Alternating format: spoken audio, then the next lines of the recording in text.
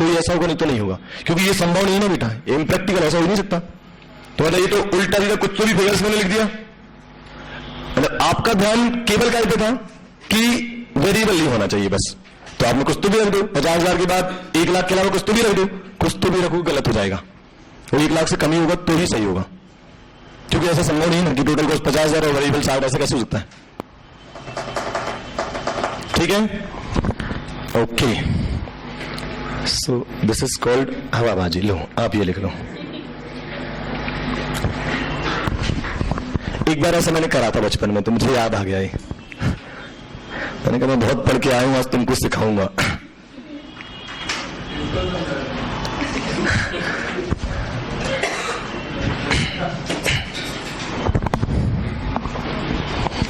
लिखा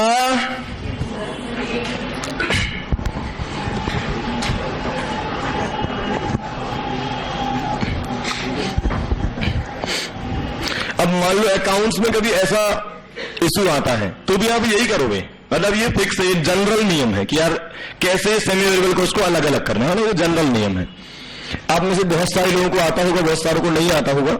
मेरा काम है एक बार सबको बराबरी पर लाकर खड़ा कर देना, ठीक है? लिखना हो जाए तो बता देना। तुम लोगों को दिख रहा है कि देखने की कोशिश ही नहीं कर रहे?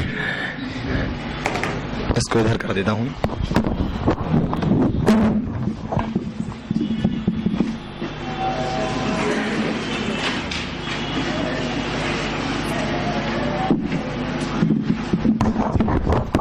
लिखा? ओह माय गॉड,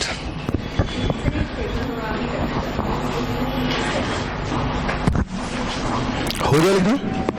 चलो एक एग्जांपल मुझे करके बता दो जल्दी से। एग्जांपल देने में सावधान रहना है ना। इस बार यूनिट से 150,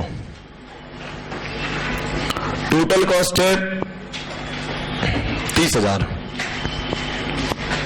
300 यूनिट है। बताओ कितना रखूं?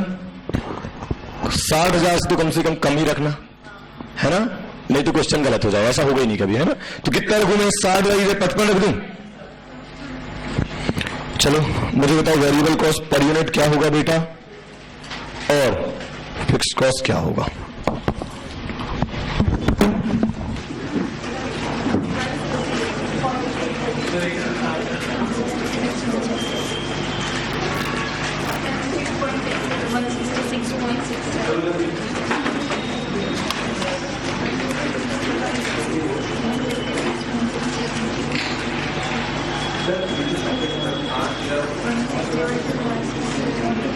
वेरिएबल को कितना आया? ठीक है,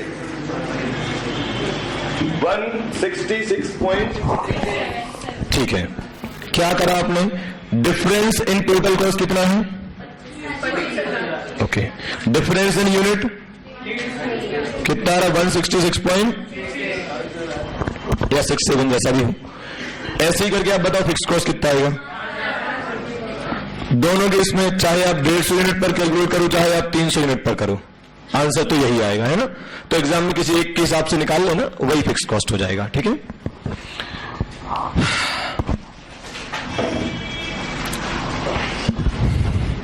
बढ़े आगे, पीछे वालों इजाजत है? चलो फिर, कौन सा हेडिंग था ये? 4th है ना। सबसे पहले मैंने क्या बताया था, इसको ऐसे लिख देता हूं। मीनिंग मार्जिनल कॉस्ट मतलब वेरिएबल कॉस्ट का हो या एडिशनल कॉस्ट का, है ना, सब एक ही बात है। दूसरी बात, कॉस्ट 2 टाइप की होती है, उस पर अपन ने चर्चा की। वेरिएबल कॉस्ट पर यूनिट में फिक्स होती है, फिक्स कॉस्ट टोटल में फिक्स होती है ना, ओके। फिर तीसरी बात मैंने बताई कि कैसे सेमी वेरिएबल कॉस्ट को फिक्स और वेरिएबल में अलग अलग करते, बाइफरकेट करते हैं ना, ओके। और 4th पॉइंट पर आ जाते हैं, ठीक है। अब थोड़ा स्पेसिफिक हो जाते हैं। Marginal costing assumptions. Marginal costing कहता है, सॉल्व करने से पहले सुन लो, कुछ बातें दिमाग में फिक्स रखना, एज्यूम करना, मतलब कि ये फिक्स रहेगा, है ना। आप पढ़ते थे law of demand, other thing remaining constant, ऐसा कुछ लिखा होता था। ऐसे यहां पर है, क्या लिखा है यहां पर सुनना, यहां पर लिखा है variable cost per unit remains fixed या कांस्टेंट, ठीक है। एक सेकेंड, फिक्स्ड कॉस्ट नहीं, selling price per unit remains fixed. आप इनको ऐसे भी पढ़ सकते हो बेटा कि अनलेस अदरवाइज स्पेसिफाइड, ऐसा माना जाएगा कि वेरिएबल कॉस्ट जो क्वेश्चन में एक बार दी थी वही पर यूनिट हमेशा रहेगी। जैसे होता है ना, एक क्वेश्चन में 4 रिक्वायरमेंट है, तो अब आपके मन में आएगी ऐसा कुछ चेंज हुआ है तो क्या वेरिएबल कॉस्ट भी चेंज हुई होगी? जब तक वो खुद ना कहें कभी चेंज नहीं होगी, है ना। ऐसे ही फिक्स कॉस्ट का, ऐसे सेलिंग प्राइस का है, selling price per unit remains fixed और कांस्टेंट। जब तक स्पेशली मतलब क्लियरली अलग से ना बताया जाए कि इनमें कुछ चेंज हुआ, हम मानेंगे कि ये सेम है, जो पहले थी, जो एक बार क्वेश्चन में दी थी वही हमेशा रहेंगी, है ना। And third, fixed cost in totality remains fixed. आपकी बात बहुत नॉर्मल लग रही होगी बेटा, आप कई बार मुझसे क्वेश्चन में पूछोगे सर ये हुआ है तो वो भी होगा कि नहीं होगा, और मेरा जवाब हर बार वही होगा, जो लिखा है केवल वही करना है। जब तक वो खुद ना बोल दे कि वेरिएबल कॉस्ट में चेंज हुआ है, हमें चेंज नहीं करना है। जैसे एग्जाम्पल देता हूं मैं, सेलिंग प्राइस लिखा है मान लो 20 रुपया, वेरिएबल कॉस्ट लिखा है 15 रुपया, उनने बोला कि वेरिएबल कॉस्ट इज या हैज इंक्रीज्ड बाय 10%। बताओ सेलिंग प्राइस कितनी होगी? 20 होगी ना, वही तो समझा रहा हूं सब, समझो ये एकदम से लिखवाने का मतलब क्या है कि वो 20 ही रहेगा। अब ऐसा नहीं, अच्छा 15 वेरिएबल कॉस्ट पे सेलिंग प्राइस 20 थी, तो बताओ बड़ी हुई वेरिएबल कॉस्ट पे सेलिंग प्राइस क्या होगी? गलत जवाब हो जाएगा, समझो बहुत बड़ी बात है, ध्यान देना। सेलिंग प्राइस अभी भी कितनी रहेगी? 20 रहेगी। तो जितना बोला गया है उतना ही करना है, इस बात को दिमाग में सेट कर लो। अगर उसने बोला था कि सेलिंग प्राइस 10% से बढ़ गई, बताओ वेरिएबल कॉस्ट कितनी होगी? 15 ही होगी, कोई चेंज नहीं होगा। समझा क्या बोल रहा हूं मैं? ओके। तो ऐसे केस में एजम्पशन के हिसाब से, है ना, एजम्पशन के हिसाब से क्या होगा? Selling price will still remain constant या फिक्स्ड, दैट इज ₹20। एजम्पशन का यूज समझ में आया? मतलब ये टाइम पास नहीं चल रहा है, ये इसलिए बताया कि ये होगा आपके साथ, है ना, ये हर क्वेश्चन में होना है।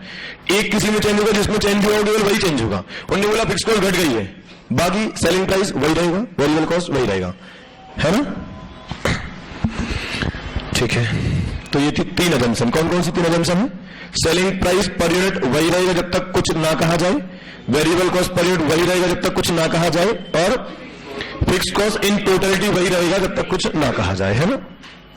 मन से बत्ती नहीं देना, कुल मिलाकर ये है क्रक्स। 5वीं बात, मार्जिनल कॉस्टिंग इक्वेशन। मैं आपको भरोसा दिलाता हूं बेटा कि मैं आपको मार्जिनल कॉस्टिंग में अगर 50 क्वेश्चन करवाऊंगा ना, तो उसमें 45 आपसे करवाऊंगा और आपसे बनेंगे। बस आप छोटी छोटी बातों को अच्छे से लिखते जाओ, समझते जाओ। मैं यहीं खड़े रहूंगा, आप ही करोगे, आप पे बनेगा। बस आप छोटी छोटी बातों को दिमाग में रखे रहना, है ना। मार्जिनल कॉस्टिंग इक्वेशन, ये क्या होता है? कुछ नहीं सर, ये आपने बहुत सुना होगा, सेल्स माइनस वेरिएबल कॉस्ट। जोर से बोलो, कंट्रीब्यूशन माइनस प्रॉफिट। इसको आपकी किताबें मार्जिनल कॉस्टिंग इक्वेशन के नाम से लिखती है ना। ये सब आप जनरली जानते हो कि सेल्स में से अगर केवल वेरिएबल कॉस्ट को घटाया जाए तो उसे प्रॉफिट नहीं कहा जा सकता है, तो क्या नाम दिया गया है? कंट्रीब्यूशन। और अगर उसमें से फिक्स कॉस्ट और घटा दिया जाए तो अब तो कुछ घटाने को बचा ही नहीं है, तो जो बचता है उसे हम प्रॉफिट नाम दे सकते हैं ना। जनरल बातें हैं ये तो, है ना।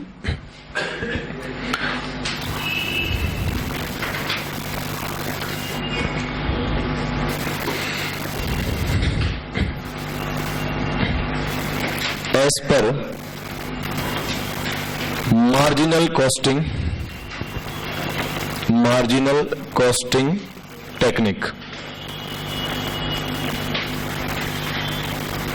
As per marginal costing technique decisions are taken on the basis of variable cost only, या यूं कहो कि on the basis of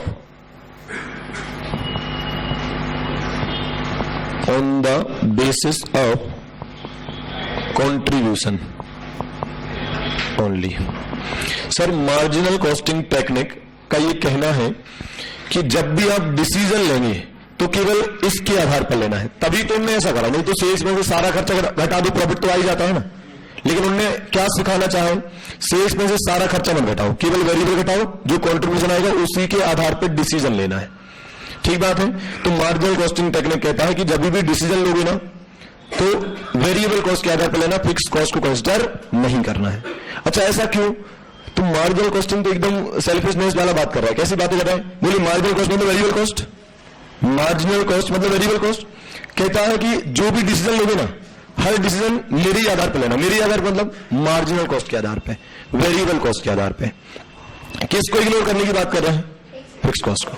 बोलिए डिसीजन का पर बेस्ड होना चाहिए, कंट्रीब्यूशन पर, ऐसा वो कहता है। बाकी तो ऐसे क्वेश्चंस में तो आप प्रॉफिट निकालते हो, एक अलग बात है, प्रॉफिट का कैलकुलेशन अभी भी होगा, पर डिसीजन का आधार पर होगा, कंट्रीब्यूशन के आधार पे। डिसीजन कंट्रीब्यूशन के आधार पे, कैलकुलेशन तो हर एंटिटी अपना प्रॉफिट निकालती है ना, वो एक अलग मामला है। एग्जाम्पल दे रहा हूं मैं इस बात का आपको।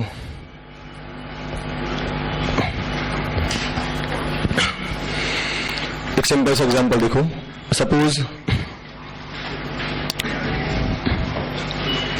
नंबर ऑफ स्टूडेंट हमारी क्लास में 50 है सपोज, है ना, 100 लिख लेते हैं ना, और फीस पर स्टूडेंट है 2000 रुपए। ठीक है, इसको सीरियस मत लेना आप। वेरिएबल कॉस्ट मतलब नोट्स है ना, वेरिएबल कॉस्ट मतलब नोट्स मिलेंगे आपको, जल्दी मिलेंगे, है ना। वेरिएबल कॉस्ट पर स्टूडेंट है, पर स्टूडेंट मतलब जो नोट्स का खर्चा है वो पर स्टूडेंट में है 200 रुपए ले लेते हैं ना, 200 की नोट्स दे देंगे हम तुमको। फिक्स कॉस्ट मतलब हमारा किराया भी तो लगता है। किराया कितना लगता है? 60,000 नहीं, 80,000 समथिंग लगता है, ऊपर नीचे दोनों का मिलाकर बता रहा हूं, है ना। तो वही ले लेते हैं अपन। भरोसा नहीं हो रहा?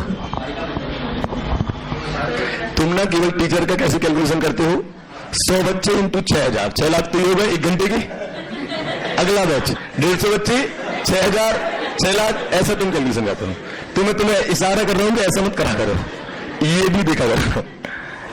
और अभी बिजली का खर्चा तो लिए। ठीक है, सुनो, आप बताओ बेटा प्रॉफिट कितना आएगा?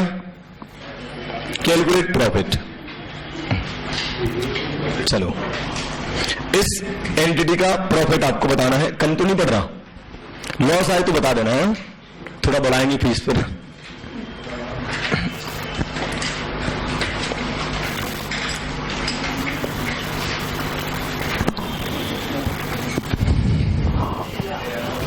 प्रॉफिट कितना आ रहा है? चलो भाई बहुत बढ़िया।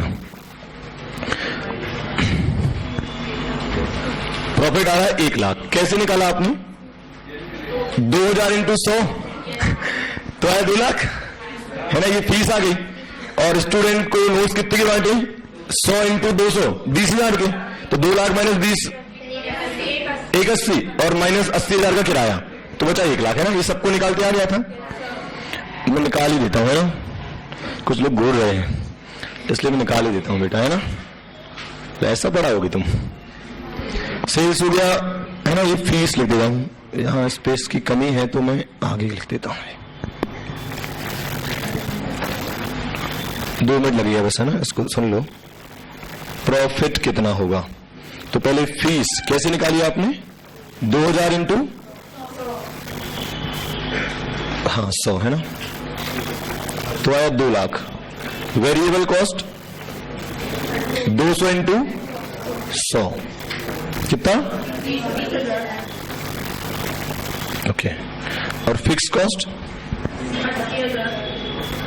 तो पहले बीच में कॉन्ट्रीब्यूशन लिख दें क्या? कॉन्ट्रीब्यूशन कितना आएगा? 1,80,000 माइनस फिक्स कॉस्ट 80,000।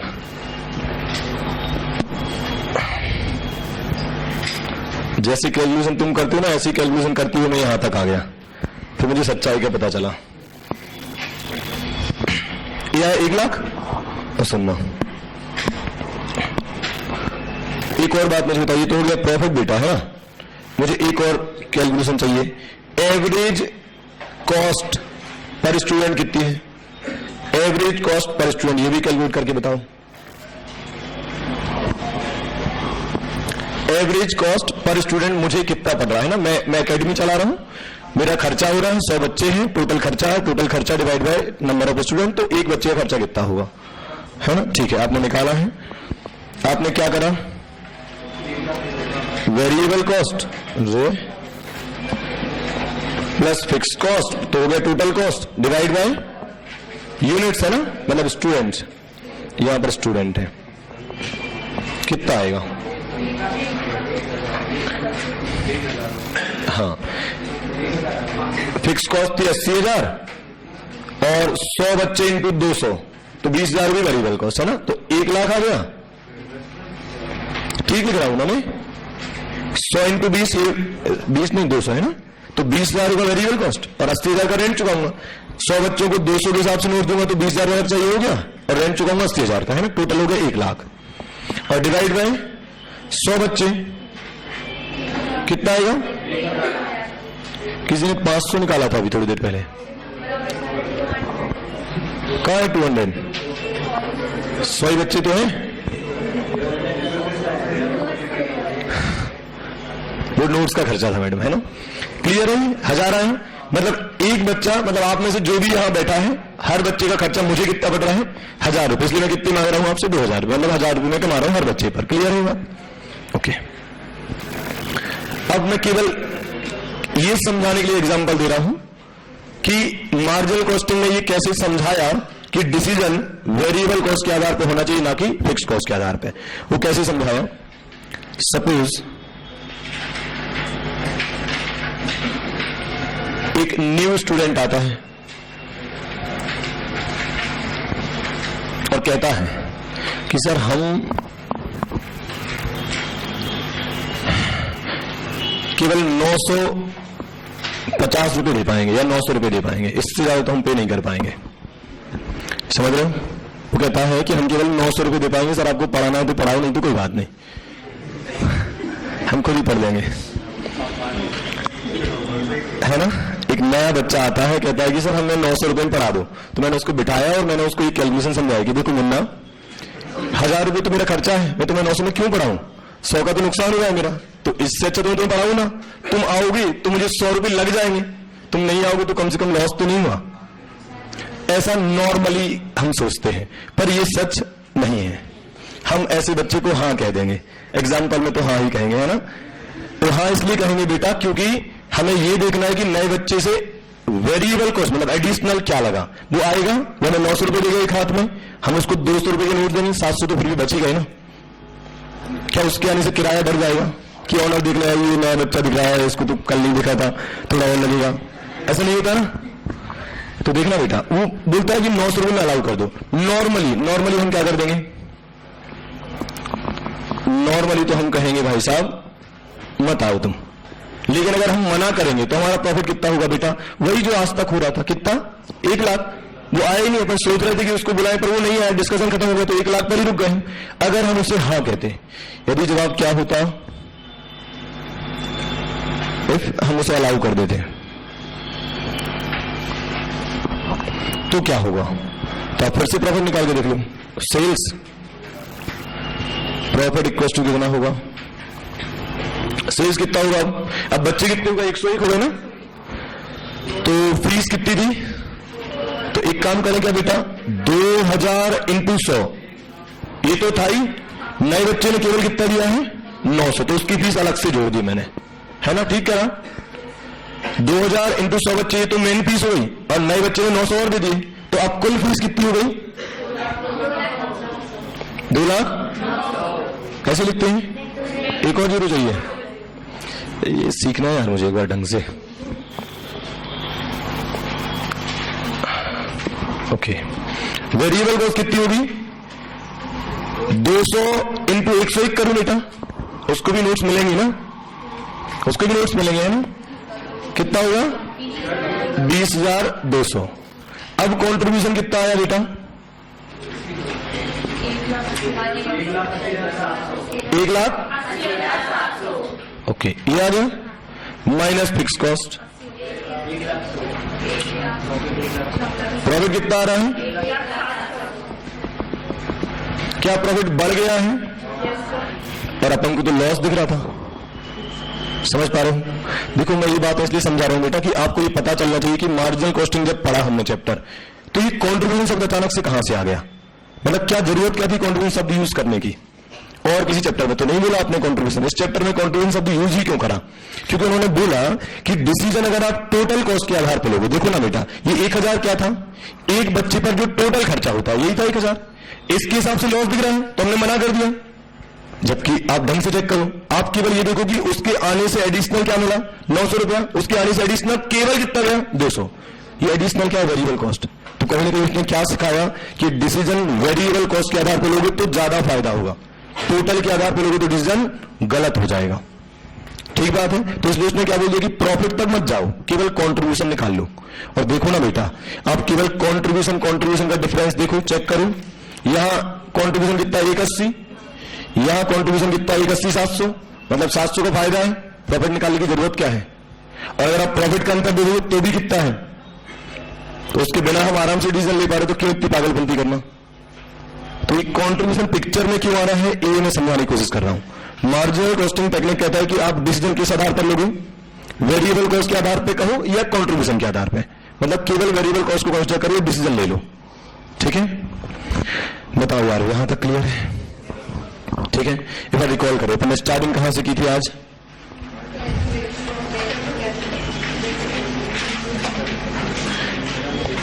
आपको यहां कोई डाउट आया क्या? अब आप आराम से कॉस्ट के परसेंटेज को सेल में कन्वर्ट कर पाओगे या सेल के परसेंटेज को कॉस्ट में कर पाओगे, है ना? दूसरा डिस्कशन अपना हुआ था काय पर? हाँ, कोई अमाउंट है जिसको स्पेसिफिक प्रपोर्शन में या परसेंटेज में बांटना है, तो क्या सिखाया था? टोटल से डिवाइड करके और डायरेक्ट कैलसी पे टाइप करते जाओ, आंसर आ जाता है ना? तो एग्जाम में हम समय बचा सकते हैं। तीसरी बात क्या हुई थी? डेप्रिसिएशन डब्ल्यूटीवी से कैसे निकालना है, याद है आपको? है ना? जैसे 20% रेट है तो एक बार डेप्रिसिएशन निकाल के हर बार कैसे मल्टीप्लाई करेंगे? 80% है ना, हर बार 80% मल्टीप्लाई करेंगे। ओके, फिर मार्जिनल कॉस्टिंग का मीनिंग क्या बताया? 2 मीनिंग बताए, वेरिएबल का हो या एडिशनल का हो, एक ही शब्द है, तीनों शब्द एक ही है ना? ओके, कॉस्ट के 2 टाइप बताए, वेरिएबल और फिक्स, है ना? वेरिएबल पर यूनिट में फिक्स होता है और फिक्स कॉस्ट टोटल में फिक्स होता है। ये भी जनरल बात पढ़ी बनना है ना? फिर अपन ने क्या पढ़ा कि फिक्स कॉस्ट में कुछ भी चेंज करो तो पहले उसे टोटल में कन्वर्ट कर लेना। जैसे पर यूनिट में दिया है तो डायरेक्ट चेंज मत करना, पहले टोटल में कन्वर्ट करना फिर चेंज करना, है ना? ऐसा कुछ अपन ने देखा। फिर क्या करा? सेमी वेरिएबल कॉस्ट को वेरिएबल और फिक्स में अलग अलग कैसे करना है, ये सीखा। फिर एजम्पशन कितनी थी? 3। कौन कौन सी? जब तक कुछ ना कहा जाए सेलिंग प्राइस पर यूनिट वही रहेगी, वेरिएबल कॉस्ट पर यूनिट वही रहेगी और फिक्स कॉस्ट इन टोटलिटी वही रहेगी। Equation marginal cost equation general बात, सेल्स में से वेरिएबल कॉस्ट घटाओ तो कंट्रीब्यूशन कहलाता है वो, और उसमें से फिक्स कॉस्ट घटा दो तो प्रॉफिट कहलाता है। क्लियर है? ओके। और फिर ये एग्जांपल समझाया कि कंट्रीब्यूशन कहां से आ गया अचानक से, है? ओके, चलो सांस लो भाई, है ना? सांस लेते रहना बेटा। कल केवल क्वेश्चन होंगे, मैं आपकी कोई हेल्प नहीं करूंगा, जो मैंने पढ़ाया होगा उसके आधार पर आपसे क्वेश्चन करवाऊंगा, एग्जाम के भी और आपके मॉड्यूल के भी। ठीक है, बस आज तुम मुझे सुन लो। ये कौन से नंबर का डिस्कशन है? 6। ओके, ये सुना है आपने प्रॉफिट वॉल्यूम रेशियो जैसा कुछ? प्रॉफिट, हाँ, पीवीआर सुना है आपने, है ना? बहुत सुना है। प्रॉफिट वॉल्यूम रेशियो, शॉर्ट में हम क्या बोल सकते हैं? पीवीआर। या हम क्या बोल सकते हैं, कंट्रीब्यूशन रेशियो। क्या बोलते हैं, कंट्रीब्यूशन रेशियो। क्या होता है, कंट्रीब्यूशन का सेल्स के साथ रिलेशन, कंट्रीब्यूशन का सेल्स के साथ रिलेशन, है ना।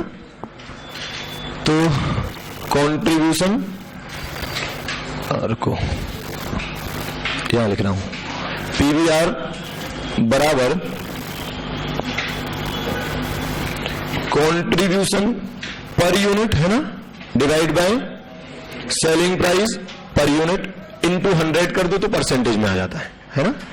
सेलिंग प्राइस में कितना कंट्रीब्यूशन है वही पीवीआर है, या कंट्रीब्यूशन रेशियो बोल दो, है ना। या आप क्या कर सकते हैं, टोटल कंट्रीब्यूशन ले लीजिए और टोटल सेल्स ले लीजिए, तो भी आंसर वही आएगा क्या। हाँ सर, ठीक है। बताओ आप किसको प्रेफर करोगे, फर्स्ट या सेकंड। हमेशा फर्स्ट वाले को। जब इजी काम हो सकता तो काई को जबरदस्ती कठिन बनाएंगे हम उसको, है ना। तो जैसे ही क्वेश्चन में सेलिंग प्राइस और वेरिएबल कॉस्ट गिवन हुआ, हम मान लेंगे कि कंट्रीब्यूशन गिवन है, हम मान लेंगे कि पीवी रेशियो गिवन है, ठीक है। जैसे कि अगर मैं 100 यूनिट बेचता हूं 10 रुपए के हिसाब से, बताओ सेल्स कितनी होगी, 1000। मान लीजिए मेरी वेरिएबल कॉस्ट है 100 इंटू 6 रुपए के हिसाब से वेरिएबल कॉस्ट लगती, कितना आएगा, 600। इस हिसाब से काउंट्री कितना आएगा, 400 आएगा। फिक्स कॉस्ट कितना है, मन से ले लेते हैं 100 रुपए, है ना। अब बताइए प्रॉफिट कितना आ रहा है, 300 आ रहा है, ठीक है। आपको क्या करके बताना है, कैलकुलेट पीवीआर, सिंपल। 400 कंट्रीब्यूशन है, 1000 सेल्स है, इंटू 100 कितना आ रहा है। इसका मतलब क्या हुआ, 40% का सेल्स का 40% कंट्रीब्यूशन है, सेल्स का 40% कंट्रीब्यूशन है, मतलब 60% वेरिएबल कॉस्ट होगा। सेल्स का 40% कंट्रीब्यूशन है, मतलब बचा हुआ 60% वेरिएबल कॉस्ट होगा, है ना, ठीक है। ये अपन इसको ऐसे भी कर सकते थे, क्या 4 डिवाइड बाय 10 इंटू 100, अभी भी कितना आ रहा है, बोलो। अब मान लो क्वेश्चन में मैं यूनिट चेंज कर देता हूं, मैं बोलता हूं 150 यूनिट कर लो। अभी भी मल्टीप्लाई कैसे होगा, हमने बोला कि यूनिट 100 से बढ़कर 150 हो गई, बताओ पीवीआर कितना होगा। Same answer, same answer. Unit से कोई फर्क नहीं पड़ता ना, वो तो पर यूनिट में ही निकल जाता है ना, तो कंफ्यूज मत होना, है ना। यूनिट के चेंज होने से कोई फर्क नहीं पड़ना, है ना। उसका नाम ही प्रॉफिट वॉल्यूम रेशियो, वॉल्यूम से कोई कनेक्शन है नहीं उसका, है ना, वो सब लिखा है वहां पर। 150 इंटू 10 करो आप, कितना आएगा, 1500। 150 इंटू 6 करो, कितना आएगा, 900। यहां आ जाएगा कितना, 600। यहां आ जाएगा 100, कितना आएगा, 500। बोलो यार, अभी पीवी रेशियो कितना आएगा, 600 डिवाइड बाय 1500 इंटू 100 कितना आ रहा है। क्यों, क्योंकि वो कैसे निकाला जाना था, अभी भी ये तो वही है ना, 40%। अपन यहां भी लिख सकते 10 माइनस 6 4, है ना, जैसे कि 100 इंटू 4 कॉन्ट्रीब्यूशन ऐसे निकला हुआ ना, या 150 इंटू 4 ऐसा बोल सकते हैं, है ना।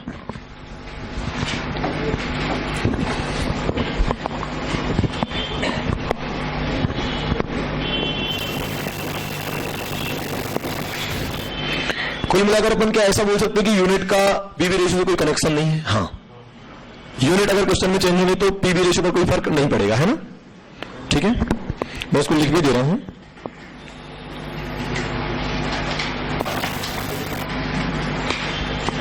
There is no relation between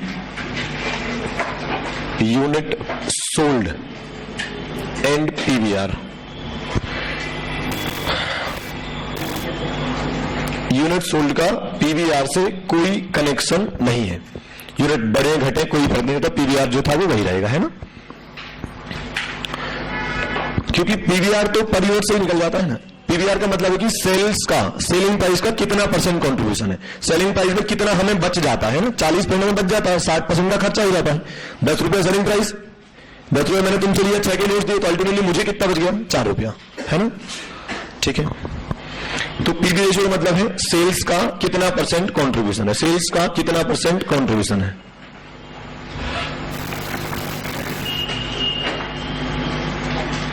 PVR मतलब सेल्स का कितना परसेंटेज कंट्रीब्यूशन है, बस बिल्कुल सिंपल मीनिंग। सेल्स का कितना परसेंटेज कंट्रीब्यूशन है, जितना ज्यादा होगा उतना अच्छा लगेगा, क्या ऐसा होगा क्या? हाँ सर, सेल्स का कितना परसेंट कंट्रीब्यूशन, जैसे 40 आया मतलब 40 मुझे बच जाता है। अगर मैं कोई चीज 10 की बेचता हूं तो 40 पर मुझे बच जाता है। अगर 50 बचे तो और अच्छा है ना, 60 बचे तो और अच्छा है, 90 बच जाए तो और अच्छा है। जितना ज्यादा मेरे लिए कंट्रीब्यूशन मिल जाए, योगदान मिल जाए, उतना अच्छा है ना। तो जितना ज्यादा पीवीआर उतना अच्छा होगा, बोलो यार, हाँ ना? ओके, लिख लिया आपने? ऐसा तो नहीं कर रहा आप, लिख रहे हो तो आप समझ नहीं रहे हो, समझ रहे हो ना साथ में? ठीक है, बात तो अभी इतनी सिंपल चलेगी, ऐसा कुछ जरूरी है नहीं कि कुछ दिक्कत हो आपको। चलो अब कुछ एग्जाम्पल मैं आपसे करवाता हूं, है ना? और उसको शुरू करने, ये हेडिंग कौन सा है? 7th है ना? वीसीआर सुना है? वेरिएबल कॉस्ट रेशियो मतलब क्या होता है? Variable cost per unit divide by selling price per unit और इनटू 100। बताओ पुराने एग्जांपल के हिसाब से कितना आएगा ये? 6 डिवाइड बाय 10 इंटू 100। क्या इस फॉर्मूले की हमें जरूरत थी? नहीं। अगर 10 रुपए में 40% कॉन्ट्रीब्यूशन है तो अपने आप बचा हुआ 60% वेरिएबल कॉस्ट ही होगा ना? नहीं? ओके। या टोटल में करें तो कैसे करेंगे? 600 डिवाइड बाय 1000 इंटू 100 कितना आएगा? 60 ही आएगा। तो मतलब जैसे ही पीवीआर क्वेश्चन में गिवन हुआ, इसका मतलब उन्होंने साथ में क्या दे दिया है? Variable cost ratio. और कई सारे क्वेश्चन ऐसे आएंगे बेटा पीवीआर नहीं देंगे, क्या देंगे? वीसीआर। पीवीआर देने के लिए क्या देंगे? वो वेरिएबल कॉस्ट रेशियो। और मार्जिनल कॉस्टिंग का कोई भी क्वेश्चन बिना पीवीआर के सॉल्व होता नहीं है, क्वेश्चन शुरू ही होता है पीवीआर से। पीवीआर निकल गया तो आधा क्वेश्चन तो हो गया, समझ लो, है ना? ठीक है, क्या मैं ऐसा बोल सकता हूं कि पीवीआर प्लस वीसीआर 100% होता है? तभी तो जब पीवीआर 40 था तो आपने मन से बोल दिया कि वीसीआर 60 होगा। इसका मतलब आप मानते हो कि टोटल 100 है, उसमें अगर 40% कॉन्ट्रीब्यूशन है तो 60% वेरिएबल कॉस्ट होगा, या 60% वेरिएबल कॉस्ट है तो 40% कॉन्ट्रीब्यूशन होगा, ना? सब नहीं बोल सकते।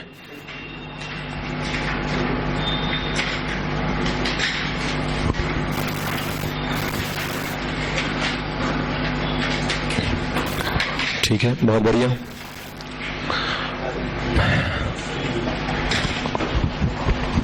अगली बात, पीवी रेशियो बराबर आपने अभी भी क्या बताया? कंट्रीब्यूशन बाय सेल्स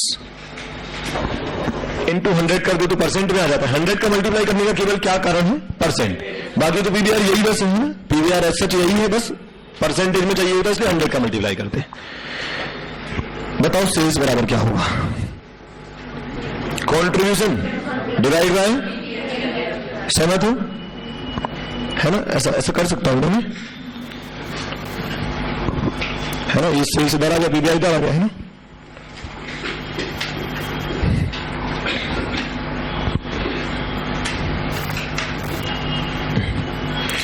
आपने आज ऐसा कुछ बताया था मुझे थोड़ी देर पहले, सेल्स माइनस वेरिएबल कॉस्ट कॉन्ट्री होता है और कॉन्ट्री माइनस फिक्स कॉस्ट प्रॉफिट होता है ना? जैसे मान लीजिए ये 1000 है, ये 600 है, तो ये 400 है, ये 100 है, तो ये 300 आया था, है ना? क्या मैं ऐसा बोल सकता हूं बेटा कि प्रॉफिट में वापस से फिक्स कॉस्ट जोड़ दो तो कॉन्ट्री आ जाएगा, है ना? 400 में से 100 घटाया तो 300 आया, वापस 300 में 100 जोड़ोगे तो 400 नहीं आएगा क्या? तो इसका मतलब कॉन्ट्रीब्यूशन को मैं क्या लिख सकता हूं? फिक्स कॉस्ट प्लस प्रॉफिट, है ना? तो मैं यहां लिख रहा हूं फिक्स कॉस्ट प्लस प्रॉफिट, मैं लिख सकता हूं ऐसा? तो लिख ही देता हूं फिर सिंपल शब्दों में, सेल्स बराबर fix cost plus profit divide by PVR. एक ही बात है, चाहे कंट्रीब्यूशन लिखो, कंट्रीब्यूशन भी 400 है, आप फिक्स कॉस्ट प्लस प्रॉफिट करके लिखो तो भी 400 ही आएगा। और बेटा पूरी मार्जिनल कॉस्टिंग में सबसे ज्यादा पूछे जाने वाला प्रश्न यही है, मार्जिनल कॉस्टिंग में 90% बार यही पूछा जाता है, बताओ कितनी सेल करें कि इतना कमा लें, बताओ कितनी, calculate the sales to earn ₹10,000, calculate the sales to earn ₹50,000 या @10% या @20, जो भी है। सबसे पॉपुलर क्वेश्चन मार्जिनल का यहां से शुरू होता है। 99% अगर मार्जिनल कॉस्टिंग का क्वेश्चन आएगा तो ये तो पूछेगा कि सेल्स बताओ, तो आपको सेल्स निकालने का मैंने तरीका बता दिया। अच्छा, एक और तरीका होता है, ट्रेडिशनल तरीका जो हम कभी यूज नहीं करेंगे। बेटा पूरा मार्जिनल कॉस्टिंग मैथ से सॉल्व हो सकता है, मतलब अगर मैं एक भी फॉर्मूला ना बताऊं तो भी मैथ से पूरा सॉल्व हो जाएगा, मतलब डिस्कशन ही नहीं होगा फॉर्मूले पर उसमें एक लॉस है, टाइम 3 गुना लगता है। जैसे सेल्स निकालना है तो एक तरीका क्या है, फिक्स्ड कॉस्ट और वेरिएबल कॉस्ट, टोटल कॉस्ट हो गई, उसमें क्या जोड़ दो, प्रॉफिट, यही तो सेल्स होता है। एक तरीका ये भी है, पर इसमें टाइम बहुत लग जाता है। तो हम हमेशा क्या करेंगे, जब भी वो पूछेगा कैलकुलेट सेल्स, तो हम क्या करेंगे, fixed cost plus profit divided PVR, बात खत्म, है ना। चलो करके देखते हैं, ये लिख लिया आपने।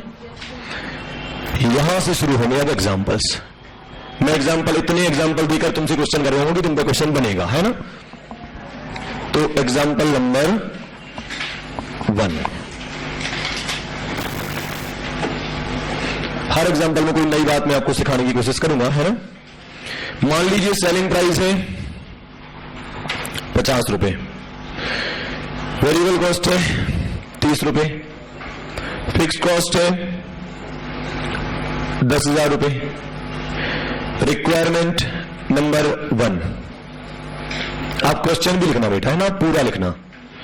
कैलकुलेट सेल्स टू अर्न ₹50,000, बताओ कितनी सेल करूं कि मैं 50,000 कमा लूं। दूसरा point, calculate sales to earn rupees नहीं, अर्न @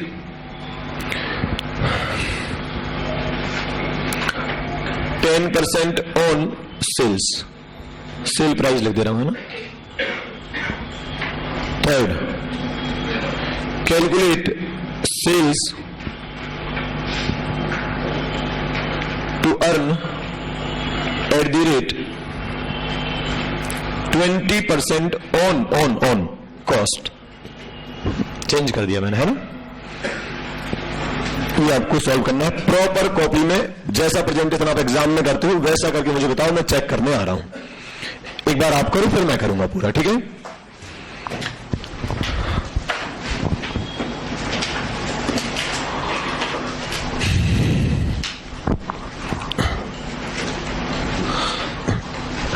अभी अपनी ट्यूनिंग पर डिपेंड करता है बेटा, हो सकता है इससे भी पहले खत्म हो जाए। आज तक मैं जितने भी कौशल क्लास पढ़ाता था, मैं 1-1.25 घंटा 1.5 घंटे ज्यादा मैंने कभी नहीं पढ़ाया। ये फर्स्ट टाइम होगा जब अपन 2 घंटे कम से कम पढ़ेंगे, तो कोर्स बहुत स्पीड में हो जाएगा, कोई दिक्कत नहीं होगी, है ना। एक दिन हर बार बेसिक में लगेगा, अगले लेक्चर से केवल क्वेश्चन वो चलते रहेंगे, है ना।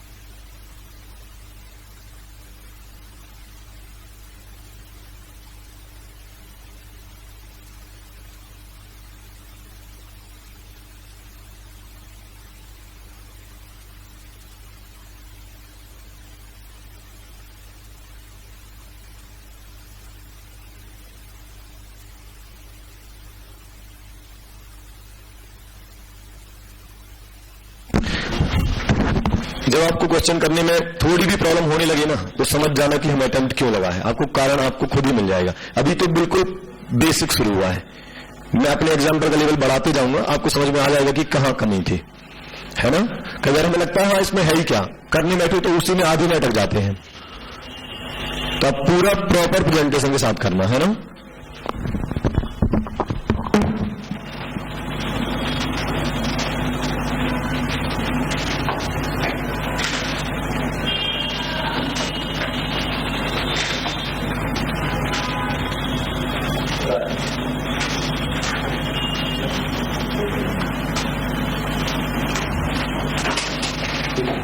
और इस तरीके से ग्रुप होंगे पहले एग्जाम में भी गलत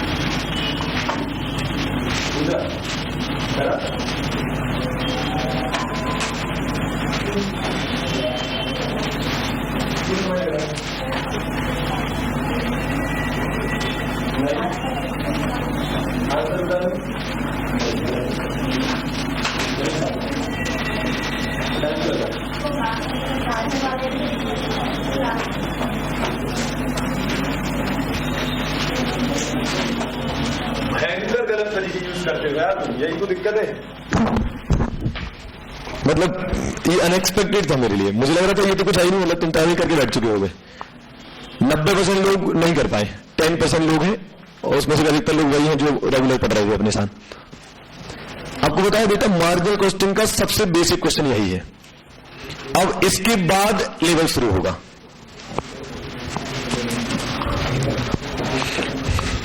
आपने अगर क्वेश्चन कभी लगाए हो आपके नोट से तो आप चेक करना, 80% क्वेश्चन में ये पूछा होगा कैलकुलेट सेल्स, कैलकुलेट सेल्स।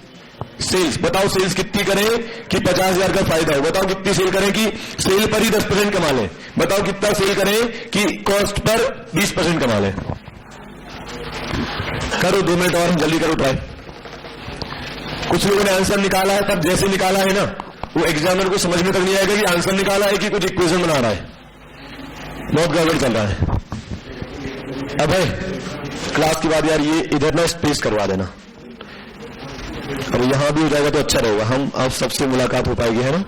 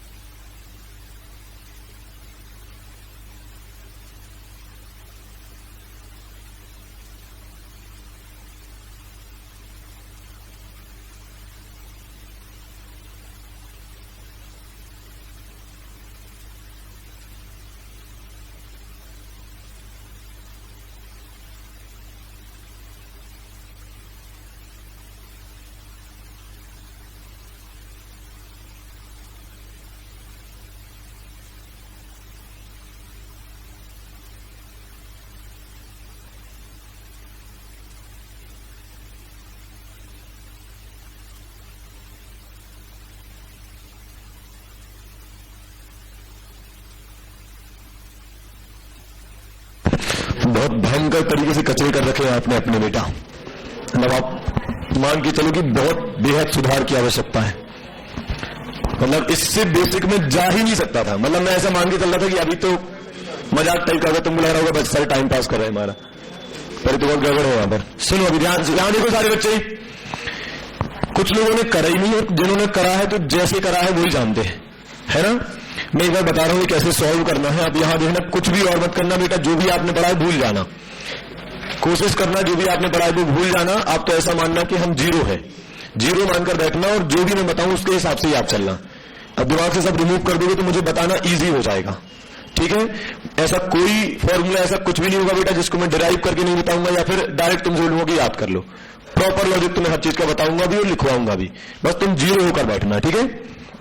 और जिनको अगर गलत फहमी है, किसी को लगता नहीं हमें तो सब आता है सर, हमें हमारे बस नंबर कम आते, आप आगे बैठ जाना यहाँ पर। तो आपसे हम मिलते रहेंगे तो हम आपको बताते रहेंगे बेटा देखो आपके फेल होने का कारण क्या है।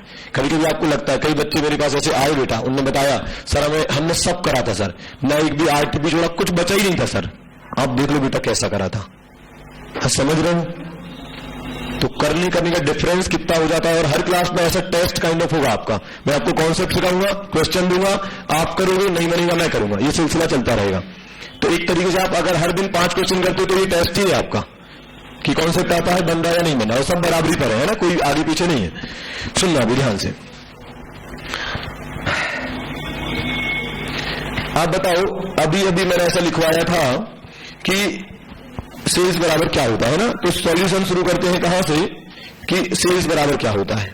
क्या होता है बेटा, fix cost plus profit divide by PVR, ठीक है। क्या क्वेश्चन में फिक्स कॉस्ट गिवन है कितनी, प्रॉफिट कितना कमाना है, ओके। पीवीआर कैसे निकालेंगे, निकाल लेते हैं। सेलिंग प्राइस कितना था 50, वेरिएबल कॉस्ट तो कंट्रीब्यूशन, तो पीवीआर कितना आएगा, सबका ये आएगा, ओके। तो मैंने डिवाइड कर दिया सीधा 0.40 से या 40% से, बताइए जवाब कितना आ रहा है। 1 मिनट का तो आंसर है बेटा, केवल 1 मिनट का, सीधा सब कुछ गिवन है, सब कुछ गिवन है, केवल पीवीआर निकालो, डिवाइड कर दो, हो गया। अब आप चाहो तो अपने ट्रेडिशनल तरीके से चेक कर लो, 1.5 लाख माइनस वेरिएबल को सब पर भी दे लो, वही प्रॉफिट आ रहा होगा जो हमको चाहिए था, है ना। ये हो गया requirement number 1। Requirement number 2, again sales बराबर fix cost plus profit divide by PVR. बताइए फिक्स कॉस्ट कितनी है, अच्छा 10,000 है, ओके। सेल्स मुझे निकालनी है तो सेल्स लिखा रहे नहीं यहाँ पर, ठीक है। प्रॉफिट कितना कमाना है, 0.10 ऑफ सेल्स लिख सकता हूं, ऐसा लिख सकता हूं, अलाउड है। सेल्स का 10% बोला ना, तो सेल्स इंटू 10%, ओके। पीवीआर कितना है 0.40 है, इसको सॉल्व करेंगे तो ये इधर आएगा, तो यह हो जाएगा 0.40 सेल्स, ये 10,000